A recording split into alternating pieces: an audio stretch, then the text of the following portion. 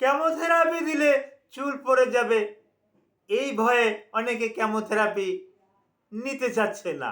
অথচ chemotherapy cancer রোগীদের একটা ভালো একটা চিকিৎসা মেথড।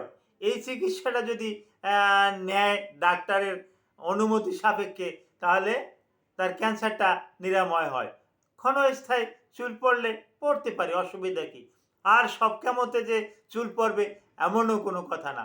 যদি চুল পড়েও যায়, এটা তো পরবর্তীতে আবার চুল গজিয়ে যায়। তো কেমোথেরাপি এটা একটা মেডিসিন। এটার মাধ্যমে কারো কারো ক্ষেত্রে চুল পড়তে পারে এবং কারো কারো ক্ষেত্রে পড়বে না।